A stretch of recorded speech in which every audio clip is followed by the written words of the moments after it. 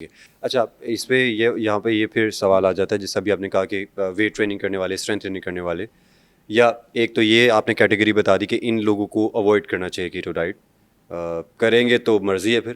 لیکن اس کے علاوہ اور کون کون سے لوگ ہیں؟ مثال کے طور پر کوئی کارڈیک ریلیونٹ پیشنٹ ہے، کوئی اور اس طرح کا پیشنٹ ہے، تو کون کون سے لوگ ہیں جن کو نہیں کرنی چاہیے، بالکل ہی نہیں کرنی چاہیے کیٹو ڈائٹ؟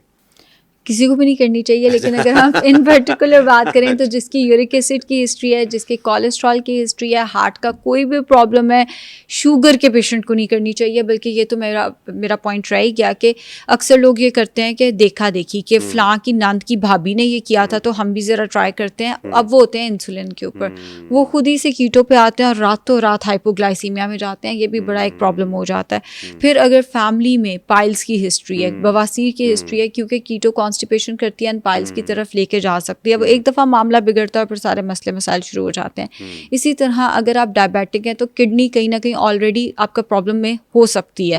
RFTs کرائے بغیر اپنا کیٹو ڈائٹ نہ شروع کریں. ویسے کڈنی کی کوئی ہسٹری ہے تو بھی کیٹو شروع نہ کریں. اور اگر آپ کے ویسے ڈائبیٹک ہیں، آپ کو ڈاکٹر نے اپروول دے بھی دیا، پھر بھی آپ نے RFTs نہیں کرائے، تو پھر آپ کو کیٹو نہیں شروع کرنی چاہیے. یورک ایسڈ کی ہسٹری ہے تو بھی آپ کو کیٹو نہیں کرنی چاہیے. اگر آپ کے ویسے امیونٹی آپ کو لگتا ہے کہ کمپرومائزڈ ہے تو بھی کیٹو نہیں کرنی چاہیے.